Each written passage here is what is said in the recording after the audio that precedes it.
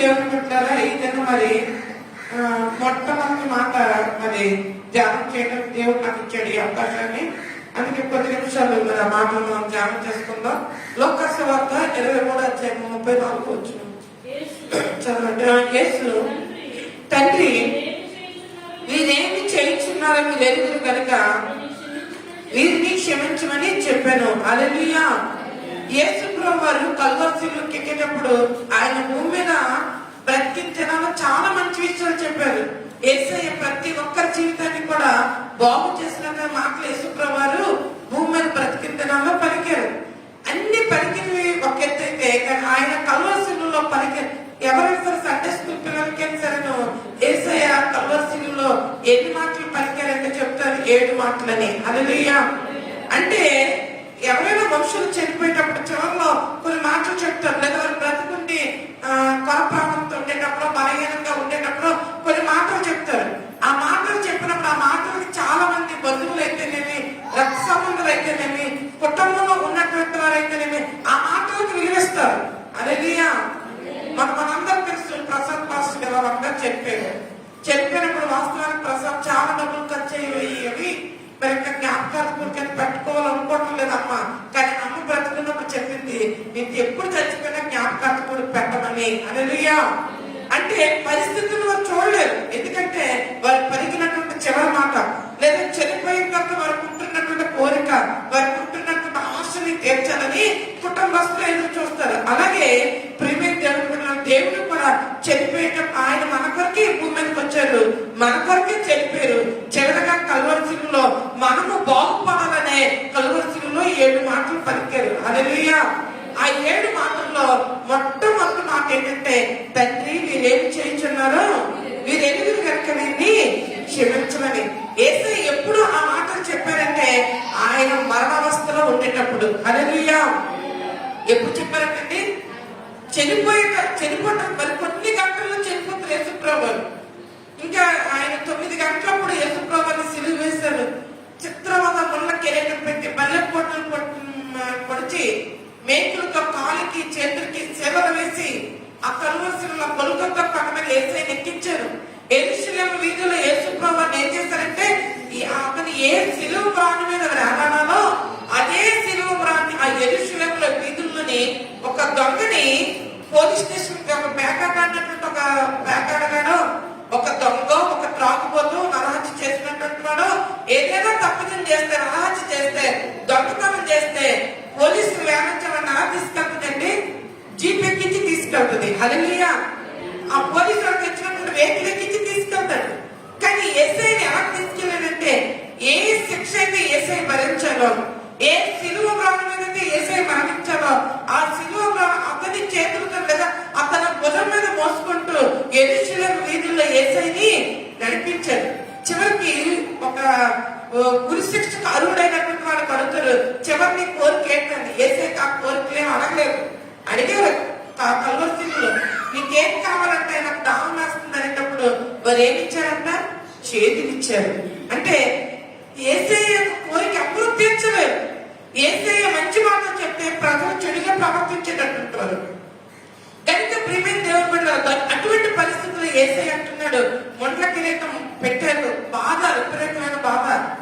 కాలుకి చేతులకి చీరలతోని మేకులతో ముచ్చబడ్డాయి. మేకులేసారు. చిన్నది ఏదైనా మనకి గీస్తే మనం తట్టుకోలేము. నా బాధ అటువంటిప్పుడు ఎవరైతే ఉండండి నా బాధ నాదంటే మీ బాధ మీదే అంటారు. అంటే ఏ బాధ ఏ శ్రమని కూడా మన శరీరం మీద మనం తట్టుకోలేము. యేసు ప్రభువు ఒకటి తక్కువ 40 కొరడా దెబ్బలు తిన్నారు. ఆ కొరడా దెబ్బలు తినేటప్పుడు వీపులో నుంచి మాంసపు ముద్దలు బయటకు వచ్చేవట.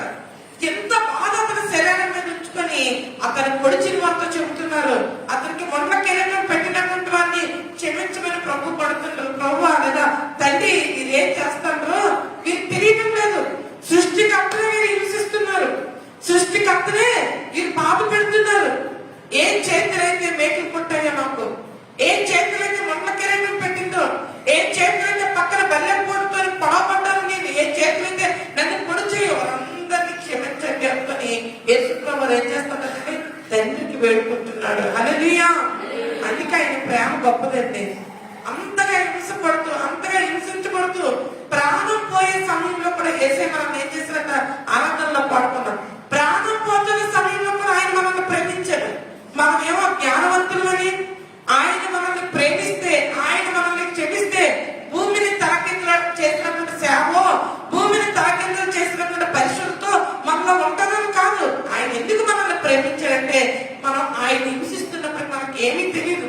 పిల్లలు ఏదైనా చేశారంటే మన పిల్లల్ని మనం ఎలా కప్పపుచ్చుతామంటే వాడికి ఏం తెలియదు అంటాం, లేదా మనకేం తెలియదు అంటే మనల్ని ప్రేమించినటువంటి మన విషయంలో మనం ఏం చేస్తామంటే ఆ మాట వాళ్ళ మీదకి రాకుండా వారిని కప్పిపుచ్చుతాం.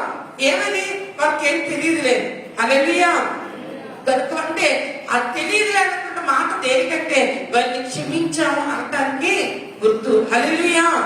హల్లెలూయా. యేసు ప్రభువు కూడా ఇక్కడ అంటున్నారు, తండ్రి వీరు ఏం చేస్తారో నీకు తెలియటం లేదు. వీరి చేతులు నాకు ముఖానికి రుమాలు కట్టేసి నన్ను గుద్దుతున్నాయి, నన్ను కొడుతున్నాయి. ఎవరు నేను కొట్టారో చెప్పు, ప్రకటించు.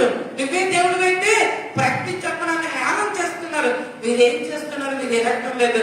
కనుక వీరిని క్షమించడం అనుకుని యేసు ప్రభువు కల్వరి శిలువలోని మొట్టమొదటిగా ఆయన మాట, చక్కటి మాట పలికేదండి. ఆ నిజంగా ఆ మాటతోని ఆ వెనకాల వచ్చినటువంటి దొంగకి కూడా ఏమొచ్చిందంటే రక్షణ వచ్చింది. ఆయన పలికినటువంటి మాటల్లో గొప్ప ఆదరణ ఉంది. ఆయన పలికినటువంటి మాటల్లో గొప్ప ప్రేమ ఉంది. అందుకే ఆయన త్యాగంలో అంట, ఆయన ప్రేమలో త్యాగం ఉంది. ఆయన ప్రేమలో ఏముందంటే బలం ఉందంట. ఆయన ప్రేమలోని సమస్తము కూడా ఇవి ఉన్నాయి. ఆయన ప్రేమలో క్షమాపణ ఉంది.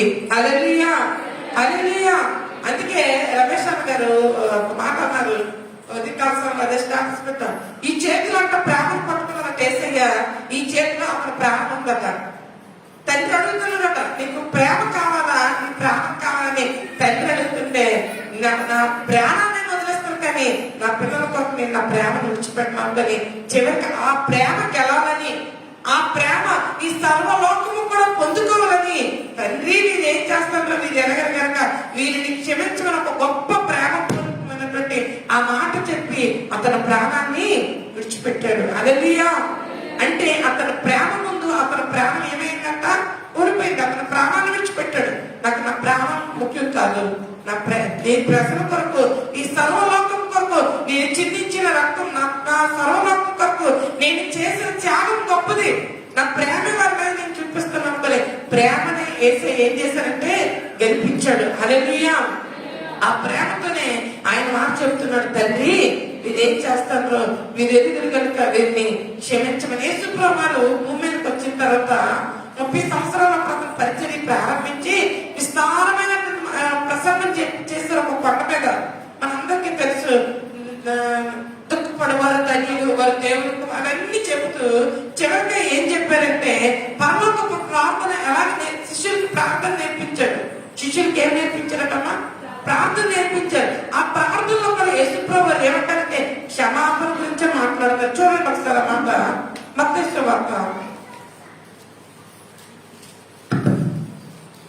6:12. మత్తయి 6:12.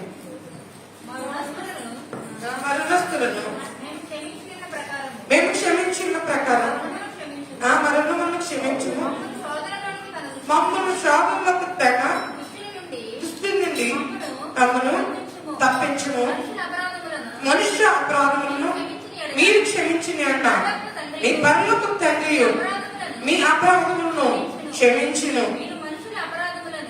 మీరు మనుషుల అపరాధములను క్షమింపకపోయిన అంట మీ తండ్రి మీ అపరాధములను అంటే క్షమాపణ అనేది అది ఒక గొప్ప దినిగా పెట్టుకున్నారు, ఒక నినాదంగా పెట్టుకున్నారు.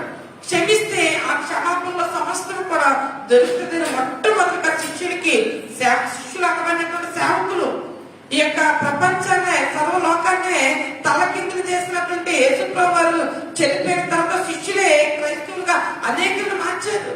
అటువంటి శిష్యులకు మొట్టమొదటిగా మీరు నేర్చుకోవాల్సింది ఏంటంటే క్షమాపణ. హల్లెలూయా. యేసే అన్నిటికీ మనకు మాదిరించారండి.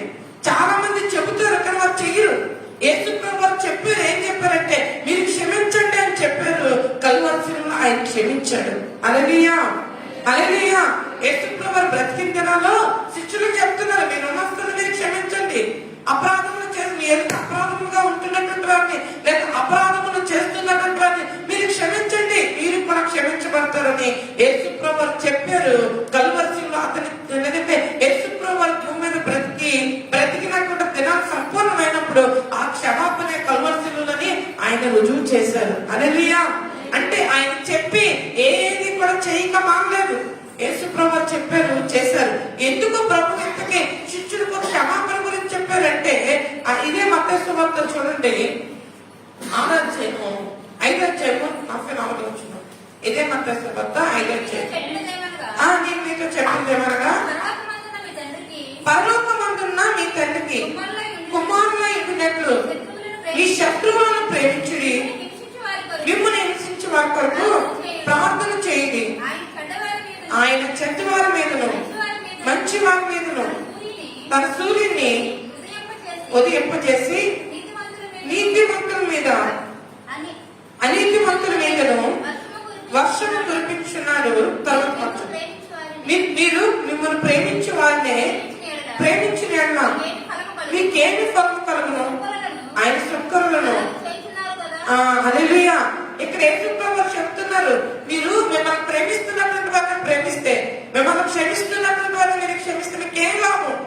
ఏం చేస్తున్నారంటే యేసుప్రభు గారు మొట్టమొదటిగా ఆయన ఎందుకు మనల్ని క్షమించమని చెప్పారంటే మనము ఆయన పిల్లలు అవడానికి. హల్లెలూయా. హల్లెలూయా. ఈ 44వ వచనం మనం చదువుకుంటే శత్రువులను ప్రేమించమని. హల్లెలూయా. ఎవరిని ప్రేమించమని అంటే శత్రువు చేస్తున్న ప్రతి పని మొట్టమొదటి మనం క్షమించాలి. క్షమిస్తేనే మనం ప్రేమించగలం. శత్రువులను ప్రేమించాలంటే ఎందుకు శత్రువులను ప్రేమించాలంటే దేవుని కుమారులుగా లేదా దేవుని కుమార్తెలుగా మనము పిలువబడాలంటే శత్రువులను మనం ప్రేమించాలి. ఇదే మాట లోక సువార్తలో కూడా చూడండి, 6వ అధ్యాయము 35వ వచనం. లోక సువార్త 6వ అధ్యాయము 35వ వచనం. మీరైతే ఎత్తివారిని గుర్చేయను నిరాశ చేసుకోక మీ శత్రువులను ప్రేమించుడి, మేలు చేయండి, అప్పిడి. అప్పుడు ఏమవుతుందంటే గొప్పదైపోతుందట. ఎవరికి? శత్రువులను ప్రేమించాలి, మేలు చేయాలి, అప్పు ఇవ్వాలి. ఇటువంటి పనులన్నీ చేస్తే సర్వోన్నతుని కుమారులు అయిపోతాం, గొప్ప అయిపోతాం. చదవండి. అప్పుడు నీ ఫలము గొప్పదైందును. ఎవరంత అయిపోతారంటే సర్వోన్నతుని కుమారులు అయిపోతుంది. మాట చదువు. ఆయన కృతజ్ఞత లేని వారిని ఎడను దుష్టులు ఎడను ఆయన ఉపకారం చేసే దేవుడు. హల్లెలూయా. మనం మంచి వారిని ప్రేమిస్తాం, మన క్షేమం కోరినటువంటి వారిని ప్రేమిస్తాం. కానీ యేసుప్రభు వారు చెప్పిన పద్ధతి కాదు, శత్రువులు సహా ప్రేమించమంట దేవుడు. హల్లెలూయా. శత్రువులు సహా క్షమించమండు.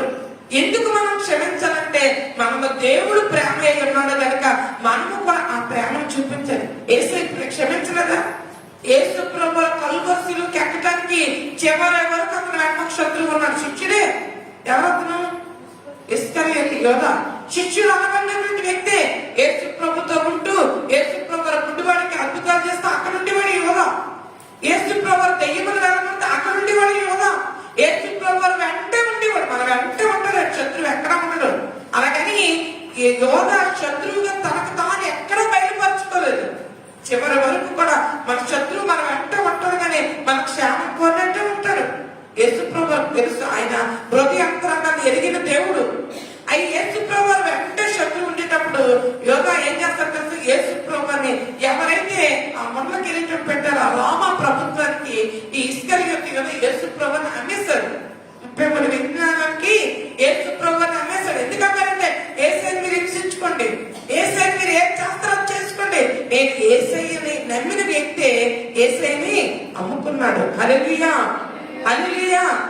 ఆ చివరి వరకు కూడా ఇస్కరియోతు యోధకి ఏమీ లేదు, ఒక చెట్టు, పచ్చని చెట్టు. యేసుప్రభు ఆకలి తీర్చలేదని ఆ దారంట వెళ్ళి ఇక మీద నీ పండ్ల పూర్వ తినకుండా ఉండాలంటే ఆ చెట్టు ఏమైందంటే పండ్లు పూయలేదు. అది కాదు, అక్కడ కొన్ని పండ్లు పూయలేదు సరి కదా. జీవితాంతం బ్రతకాలంటే పచ్చగా కొమ్మలతో బతకొచ్చు, ఒక పొట్టు చెట్టు మీద బతకొచ్చు. నీ పండ్లు పూర్వ తినకూడదంటే మరుసటి రోజు యేసుప్రభు ఆ చెట్టు ఉండేటటువంటి దారిలోకి వచ్చినప్పుడు వేళ్ళతో సహా అది ఎండిపోయిందట. హల్లెలూయా. హల్లెలూయా. ఈ ఇస్కరియోతు యోధని దేవుడు వేళ్లతో సహా ఈ శిష్యులను తొలగించగలడు, కానీ అలా చేయలేదు. చివరి వరకు కూడా ఇస్కరియోతు యోధని ఏం చేసినట్టు క్షమించుకుంటూనే వచ్చాడు. హల్లెలూయా. చివరి వరకు ఇస్కరియోతు యోధని యేసుని ప్రేమించుకుంటూనే వచ్చాడు. ఎందుకంటే ఆయన ప్రేమమయుడు అని రుజువుపరచడానికి. హల్లెలూయా హల్లెలూయా. కనుక ప్రియమైన దేవుని బిడ్డలారా, మనం దేవుడు క్షమించమని చెప్పాడు శిష్యుడికి, ఈనాడు మనకి కూడా చెప్తున్నాడు ప్రేమించమని, క్షమించమని. క్షమిస్తే మనం ఒక వ్యక్తిని ప్రేమించగలం, క్షమించకపోతే ప్రేమించలేము. ఇస్కరియోతు యోధను యేసే క్షమించాడు, కనుకనే చివరి వరకు కూడా ప్రేమించాడు. మనం క్షమించకపోతే ఏ వ్యక్తిని కూడా ఆ వ్యక్తిలో ఉంటున్న లోపాలే పదే పదే చిన్న తప్పు చేసిన అంత ఎత్తున చూపించగలం. క్షమించకపోతే, క్షమిస్తే ఆ ఫోన్లే ఎవరైనా మనుషులమే కదా అంటాం. ప్రియమైన దేవుని బిడ్డలారా, దేవుడు మొట్టమొదటిగా మనకు నేర్పించింది ఏంటంటే క్షమించమని. ఆయన చెప్పింది, నోరు విప్పి చెప్పింది ఏంటంటే క్షమించమని. క్షమించమని ఆయన చెప్పాడు కనుక కల్వరిలో చివరి ప్రాణం అతని రక్తపు పట్టు చివరి వరకు కాతున్నంత వరకు కూడా అతను క్షమించుకుంటూనే వచ్చాడు. హల్లెలూయా. కనుక మనకి చెప్పారు. ఎందుకు మనకు చెప్పారంటే, మనం దేవుని కుమారులుగా పిలవాలంటే లేవి కన్నా ఉంటది, నేను పరిశుద్ధుని కనుక మీరేమవ్వాలి, పరిశుద్ధులు. మరి దేవుడు ప్రేమమయుడు కనుక ఆయన పిల్లలమైన మనం ఏమవ్వాలంటే ప్రేమించేవారిగానే ఉండాలి. ఒక మాటకు తట్టుకోలేనటువంటి పరిస్థితి, చిన్న తప్పిదాన్ని తట్టుకోవాలి, క్షమించరు అస్సలు. కొంతమంది అస్సలు క్షమించరు. ఒక మాట లేకపోతే వెంటనే అనేయాలి. చిన్న పరిస్థితి ప్రతికూలం వచ్చేసరికి వెంటనే చూపించాలి నలుగురికి. క్షమిస్తే మనం ఏమవుతుందంటే దేవుని కుమారులుగా మార్చబడతాం. క్షమిస్తే సర్వోన్నతుని పిల్లలుగా మనం మార్చబడతాం. మనం క్షమించలేదంటారు. ఏ పరిస్థితిని బట్టి మాట్లాడాలో, ఏ పరిస్థితిని బట్టి ఈ ప్రతికూల ఈ సమస్య వచ్చిందో అని కొద్దిసేపు మనం అవగాహన చేసుకున్నట్లయితే, కొద్దిసేపు మనం గ్రహించినట్లయితే ఆ పరిస్థితికి, ఆ సమస్యకి పరిష్కారం అనేది దొరుకుతుంది. కానీ ప్రభు అంటున్నాడు, నేను పరిశుద్ధులు కనుక మీరు పరిశుద్ధులై ఉండాలి. తల్లిలో తండ్రి పోలిక పిల్లలకు వస్తుంది. అలాగే దేవుని పోలిక మనకు రావాలి. ఆయన పిల్లలకు అనుకుంటే ఆయన పోలిక మనం రావాలి.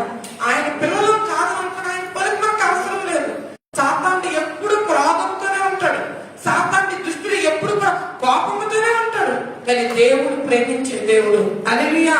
ఆయన మనల్ని క్షమించే దేవుడు. కనుక మత్తయి సువార్తలో ఉంటుంది చూడండి, 5వ అధ్యాయం 48వ వచనం ఏం చెప్తున్నాడంటే, మత్తయి సువార్త 5వ అధ్యాయం,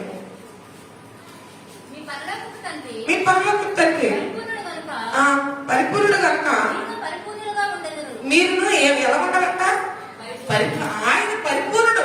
ప్రేమలో ఆయన పరిపూర్ణుడు కనుక మనం కూడా ఎలా ఉండాలంటే ఆయనలాగా ఉండాలని కోరుతున్నాడు. హల్లెలూయా. ఆయన పూర్ణుడు. ప్రేమించడంలో ఆయన మనల్ని పూర్ణంగా, ఆయన ప్రేమలో డంబం లేదండి. కొంతమంది ప్రేమలో డాంబికం కనిపిస్తుంది, కొంతమంది ప్రేమలో అమర్యాద కనిపిస్తుంది. ప్రేమిస్తే ఏం తెలియదు, అమర్యాదగా మాట్లాడిస్తారు. కానీ ఆయన ప్రేమలో డంబం లేదు, ఆయన ప్రేమలో అమర్యాద లేదు.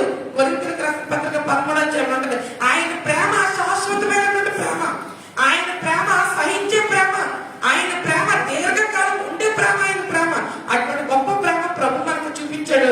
ఆ కల్వరిలో చూపించిన ఆ దెబ్బలతోని రక్తసిక్తమైపోయినటువంటి అతని దేహంతో ఉండేటప్పుడు చూపించిన ఆ ప్రేమ నేటికి ఆ ప్రేమ నీ విషయంలో, నా విషయంలో అయినా చూపిస్తున్నాడు. నువ్వు ఏ పరిస్థితుల్లో తప్పిపోతున్నప్పటికీ, నువ్వు ఏ పరిస్థితుల్లో దేవుని నుంచి పక్కకి వెళ్ళిపోతున్నప్పటికీ ఆయన నిన్ను ప్రేమిస్తున్నాడు. హల్లెలూయా.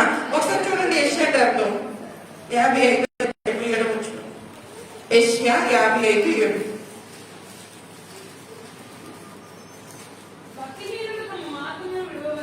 భక్తిహీనులు తమ మార్గములు విడువవలెను, దుష్టులు తమ తలంపులను మానవలను, వారు యెహోవా వైపు తిరిగి ఎడలా ఆయన వారి ఎవరి ఎంత చేరపడతారు, భక్తిహీనులు అని దేవుడు చేరపడతాడట. ఎవరి ఎంత ఆయన చేరపడతాడంటే ప్రియమైన దేవుని బిడ్డలారా, దేవుని ఎరగినటువంటి భక్తిహీనులు, దుష్టులు తలంపులు విడిచిపెట్టేస్తే దేవుడు వారి ఎడల వారిని క్షమిస్తాడు. ఎంత దుష్టుడు అవని, ఎంత భక్తిహీనులు అవని, ఎంత దేవునికి దూరంగా ఉండేటప్పటికీ, దేవుని విషయంలో నువ్వు మూర్ఖంగా ప్రవర్తిస్తున్నప్పటికీ ఆయన నిన్ను క్షమిస్తున్నాడు. ఒకసారి చదవండి అదనమాట. భక్తిహీనుడు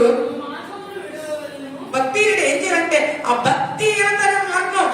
నేను ఇప్పుడు వాళ్ళు భక్తి పొరలే, భక్తిలో ఏమొచ్చింది, దేవుని ఏమైనా అన్నిలు కాదు. భక్తిహీనులు అనబడినటువంటి వారు ఏం చేయాలంటే ఆ భక్తిహీనత కలిగిస్తున్న మార్గాలు విడిచిపెట్టాలి. ఆ భక్తిహీనత కలిగిస్తున్న మార్గాల నుంచి ఏమవ్వాలంటే భక్తి పరుల మార్గంలోనికి రావాలి. హల్లెలూయా. ఇంకా ఏముందంటే దుష్టులు ఏం చేస్తారంటే ఎప్పుడు దుష్టు తలంపులే. అందుకే ఒక్క కీర్తన చెప్తారు, దుష్టులు ఆలోచించినప్పుడు అస్సలు ఆడకూడదని. ఆ దుష్టుల యొక్క తలంపులు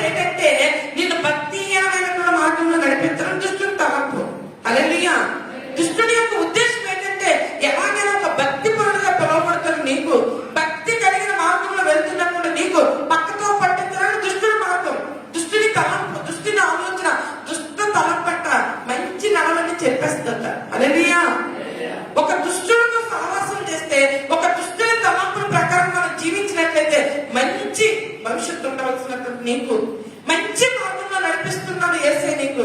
ఆ దుష్టుల తలంపుల ప్రకారం నీకు వెళ్తే నీ మార్గం అంతా కూడా చెరిపివేస్తుంది. దేవుని తలంపుల ప్రకారం నడిస్తే ఆయన అంటున్నాడు తన ప్రియుల కొరకు ఆయన చక్కటి త్రోవ ఏర్పాటు చేస్తాడట. హల్లెలూయా. చక్కటి మార్గం ఉంచుతాడు. ఎవరి కొరకు అంటే తన బిడ్డల కొరకు, భక్తి పరుల కొరకు, తన మాట వినేవారి కొరకు ఒక మంచి మార్గం ప్రభువు ఏర్పాటు చేస్తారట. భక్తిహీనులు ఏం చేస్తారంటే, లేదా దుష్టులు ఏం చేస్తారంటే తమ తలంపులు విడిచిపెట్టాలి. భక్తిహీనులు తమ మార్గంలో నడవడం వారు ఆతృత పడతారు. ఆ మార్గంలో నుంచి పక్కకు మళ్ళీ ప్రభు అంటున్నాడు వారి యెహోవా వైపు తిరిగి ఎడలా ఆయన వారి ఎంత ఏమవుతారంట, జాలి పడతాడు. హల్లెలూయా. వారు మన దేవుడైనా,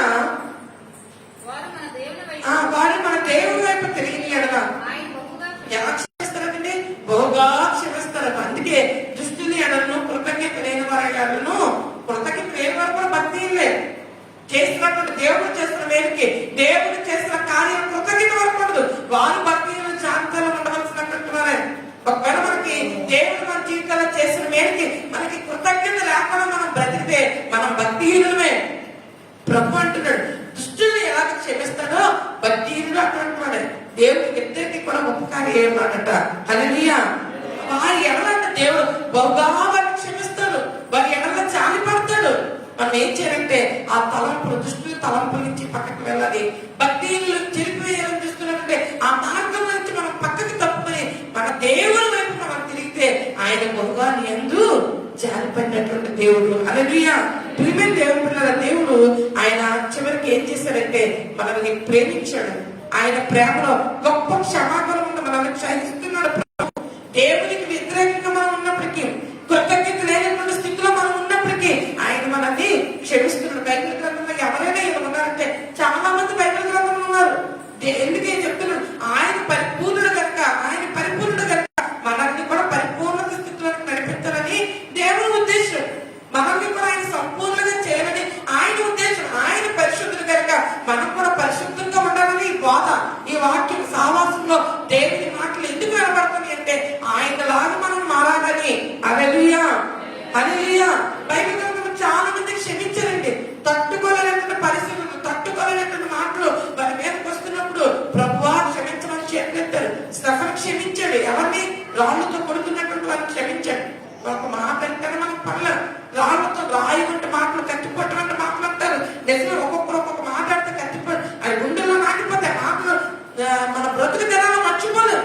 కానీ ప్రభు అంటున్నాడు అటువంటి వారిని క్షమించడం. స్టెఫెను క్షమించాడు రాళ్ళతో కొడుతున్నప్పుడు. మీరు ఎందుకంటే స్టెఫెను దేవుని బిడ్డ, స్టెఫెను యేసే రక్తంలో కడగబడినటువంటి బిడ్డ కనుక స్టెఫెను ఏం చేస్తున్నాడంటే చనిపోయి యేసు ప్రభువు చనిపోయినప్పుడు పలికిన మాట మీరు ఏం చేస్తున్నారో మీరు ఎదిగినట్టే స్టెఫెను కూడా అంటాడు. చంపబడుతున్న సమయంలో, రాళ్ళతో కొడుతున్నటువంటి సమయంలో తండ్రి మీరు ఏం చేస్తారో మీరు ఎరగరు, ఇది ఎంత వారి మీద మోపొద్దు, వారిని క్షమించమని చెప్పారు. కొత్త నిబంధనలు, పాత నిబంధనలు చూసుకుంటే మనందరికీ తెలుసు యోసేపు అనేటటువంటి భక్తుడున్నాడు. యోసేపు అనేటటువంటి దైవం బిడ్డున్నాడు. ఆ బిడ్డ జీవితాన్ని చూసుకున్నట్లయితే అవన్నీ తీయడానికి సమయం చాలు. కానీ అన్నదమ్ములు ఏం చేశారంటే యేసేని గోతులు వేస్తారంట. హల్లెలూయా. హల్లెలూయా. అన్నదమ్ములు ఏం చేశారంట యేసు ప్రభువుకి గోతులు వేస్తారు. ఆ అన్నదమ్ములు ఏం చేశారంటే ఈ యొక్క యోసేపు అనేటటువంటి వ్యక్తి మంచిగా ప్రభు కొరకు బ్రతుకుతున్నాడు. ఎటువంటి విధమైన దుష్ట తలంపులు లేకుండా మంచిగా బ్రతుకుతుంటే అన్నదమ్ములు ఏం చేస్తారంటే చెప్పారు కదా, దుష్ట తలంపు మంచి నడవని చెప్పేమని చూస్తుంది. తండ్రిని అడ్డు పెట్టుకుని తండ్రి చెప్పిన పని చేస్తూ తండ్రి దగ్గర ఉన్నటువంటి యోసేపు ఏం చేశారంటే ఎలాగైనా యోసేపు మనం సొంత అన్నదమ్ములేనండి, సొంత రక్త సంబంధులే. ఒకడు మంచిగా బ్రతికితే బాగులేనటువంటి దినాలు ఈ దినాల్లో కాదు, ఆ దినాల్లో కూడా ఉన్నాయి. ఈ మంచిగా బ్రతుకుతున్నటువంటి యోసేపు ఎలాగైనా చంపేయాలి, తండ్రికి వీళ్ళు దూరం చేయాలని ఏం చేశారంటే ఈ అన్నదమ్ముల్ని ఒక గుమ్ము తీసి గుమ్ములో పడేస్తారు, సొంత అన్నదమ్ములే. ఆ తర్వాత ఏం చేశారంటే వ్యాపారం యొక్క బానిసగా ఈ అన్నదమ్ములు వేరొక ప్రాంతానికి అందిస్తాడు. యోసేపు ఏం చేశారంటే అన్నదమ్ములను ప్రేమించాడు. అన్నదమ్ములు గోతులో వేసేటప్పుడు మారు మాట్లాడకుండా గోతులో ఉండిపోయాడు. ఇంకొకరికి ఆ దినంలో బానిసలు అమ్మబడేవారు. బానిసగా అమ్మేటప్పుడు మౌనైపోయాడు యోసేపు. చివరికి ఒక దేశానికి వెళ్ళిపోయాడు. ఆయా రకాల పరిస్థితులను బట్టి ఆ దేశంలో యోసేపు ఎలా ఉన్నాడంటే రాజు తర్వాత స్థానంలో ఉన్నాడు. హల్లెలూయా. హల్లెలూయా. యోసేపు రాజు తర్వాత స్థానంలో ఉన్నాడు. ఆ దేశాన్ని 7 సంవత్సరాలు యోసేపు పరిపాలన చేశాడు. దేశం కరువులో ఉండవలసినటువంటి దేశం యోసేపు వచ్చిన తర్వాత ఆ దేశం సమృద్ధి అయిపోయింది. కరువుకి నిశ్చయంగా కరువుకు పాత్రలు అవ్వాల్సినటువంటి దేశం యోసేపుని బట్టి దేవుడు ఆ దేశాన్ని దీవించాడు.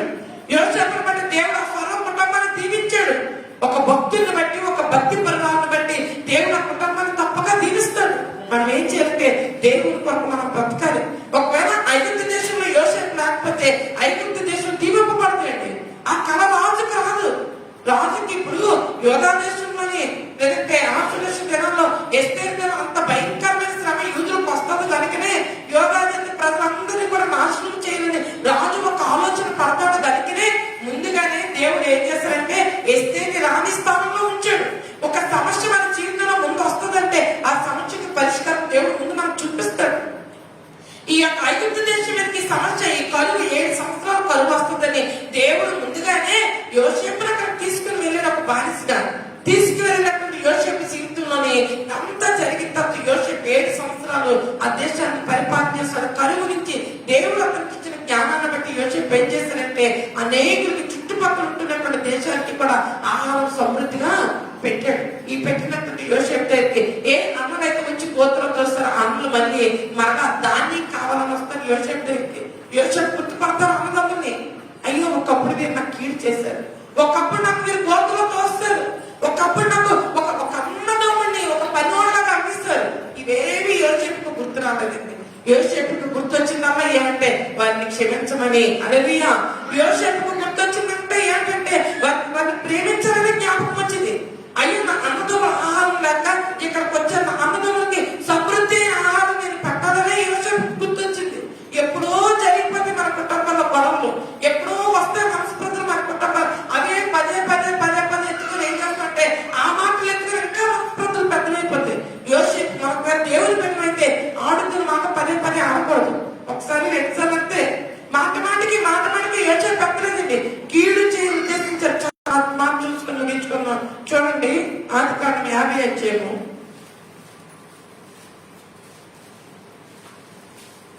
20వ వచనం. ఆదికాండం 50 అధ్యాయము 20వ వచనం 17వ వచనం. 17 మీ తండ్రి తాను చావక మునుపు ఆజ్ఞాపించింది ఏమనగా మీరు యోసేపుతో నీ సహోదరులు నీకు కీడు చేస్తారు కనుక దయచేసి వారి అపరాధమును వారి పాపమును క్షమించమని. అంత ఎవరట తండ్రి అంటున్నాడు, యాకోబు అంటున్నాడు.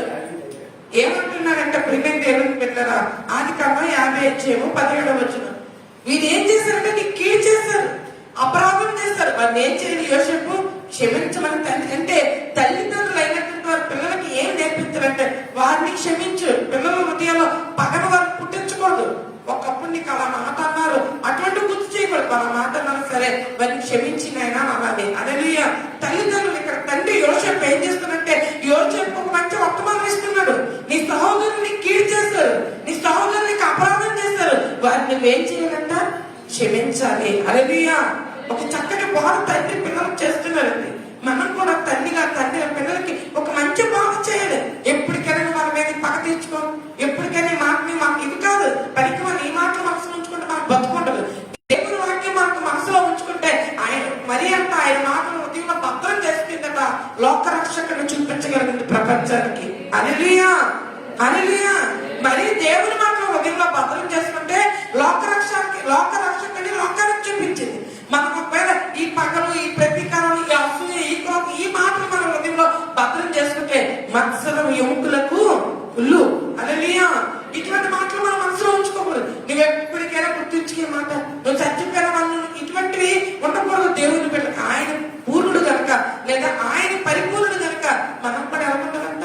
పరిపూర్ణంగా ఉండాలి. ఆయన ప్రేమమయుడు కనుక ఆయన పిల్లల మీద మనం కూడా ఏమవ్వాలంటే ప్రేమ ఉండాలి. చివరిగా 5 మాట చదువుకొని ముగించుకుని 20వ మాట చదవండి. ఆదికాండం 50:20. తండ్రి చెప్పాడు కనుక యోసేపు కూడా ఏమంటున్నారంటే మీరు నాకు కీడు చేయని ఉద్దేశించింది గాని నేటి దినమున జరుగుతున్నట్లు అనగా బహు ప్రజలను బ్రతికించినట్లు అది మేలుకే దేవుడు ఉద్దేశించను. హల్లెలూయా. ఒకవేళ మనం మంచిగా ఆలోచిస్తే, ఒకవేళ మనకి కీడు చేయాలని వచ్చినా అవన్నీ కూడా దేవుడు ఏం చేస్తాడంటే అపవాది తలచిన కీడులన్నీ ఆయన వేరుగా చేసేస్తాడు. హల్లెలూయా. ఏ మనుషులు, రక్త సంబంధులు, బంధువులు ఒకవేళ నీకు కీడు చేయాలనుకున్నా ఆయన వాక్యం మీ హృదయంలో భద్రపరుచుంటే ఆ కీడంతా కూడా మేలుగా మారిపోద్ది. హల్లెలూయా. కనుక ప్రేమైన దేవుని బిడ్డలారా, ఈ మొట్టమొదటి మాట ద్వారా మనం నేర్చుకోవాల్సిన విషయం ఏంటంటే ఆయన క్షమించాడు. తండ్రి నేనేం చేస్తున్నారో వీరు ఎలాగో కనుక వీరిని క్షమించమని దేవుడు చెప్పాడు. బ్రతుకుల దినాల్లో శిష్యులు చెప్పాడు. శిష్యులు కూడా ఏం చేశారంటే చంపుతున్న సమయంలో కూడా స్టెఫను ఆ చంపుతున్నటువంటి వారిని క్షమించాడు. ఎందుకు ఇంతగా క్షమించాలంటే మనము ఆయన పిల్లలు అవ్వాలంటే, సర్వోన్నతుని కుమారులు మనం అవ్వాలంటే మనం ఏం చేయాలంటే మనం క్షమించాలి. సర్వోన్నతుని కుమారులు మనం అవ్వాలంటే మనం క్షమించి ప్రేమించాలి. యోసేపు క్షమించడం